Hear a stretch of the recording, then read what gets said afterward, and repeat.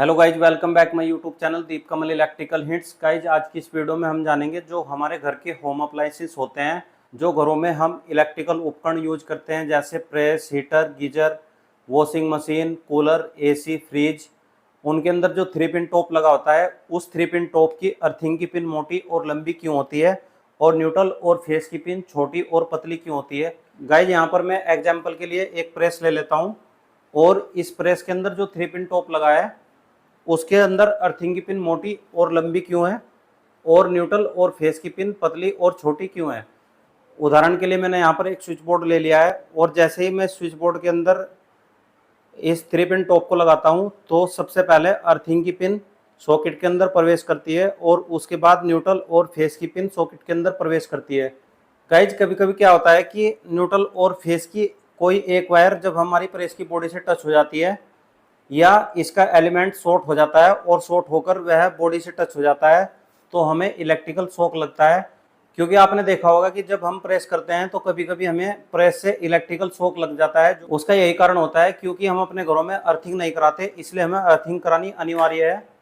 Earthing कराने से क्या होता है, जैसे कि हम सॉकेट के अंदर इस 3 पिन टॉप को लगाते हैं तो सबसे पहले अर्थिंग की पिन लंबी होने के कारण सॉकेट के अंदर प्रवेश करती है और उसके बाद न्यूट्रल और फेस की पिन सॉकेट के अंदर प्रवेश करती है।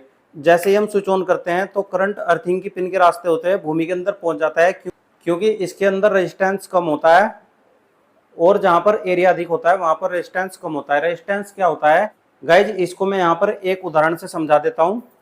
रेजिस्टेंस विद्युत के मार्ग में आने वाली बाधा को रेजिस्टेंस कहते हैं। यहाँ पर मैंने 2 बराबर वायर के टुकड़े ले लिए हैं।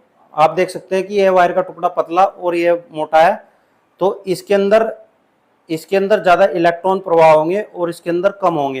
क्योंकि विद्युत क्या करती है, विद्युत आसान और सरल रास्ता चुनती है और उसी के अंदर इलेक्ट्रॉन के प्रवाह ज़्यादा होते हैं जहाँ पर एरिया ज़्यादा होता है, और जहाँ पर एरिया कम होता है वहाँ पर रेजिस्टेंस अधिक होता है, और जहाँ पर एरिया ज़्यादा होता है वहाँ पर इलेक्ट्रॉन्स का प्रवाह ज़्यादा होता है और रेजिस्टेंस कम होता है।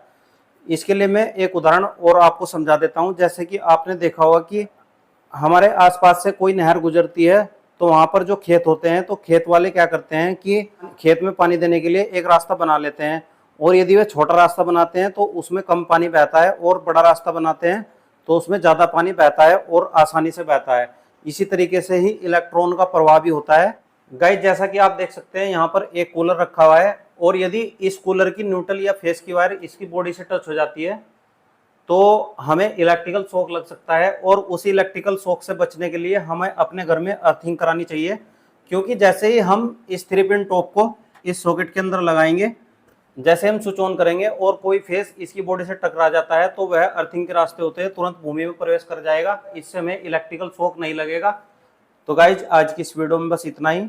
मिलते हैं नेक्स्ट वीडियो में एक नई जानकारी के साथ। यदि वीडियो पसंद आए तो वीडियो को लाइक, कमेंट, शेयर और चैनल को सब्सक्राइब करें, और साथ साथ बेल आइकन प्रेस करके नोटिफिकेशन ऑल पर क्लिक कर लें ताकि हमारी सभी वीडियो का अपडेट सबसे पहले आपको मिलता रहे।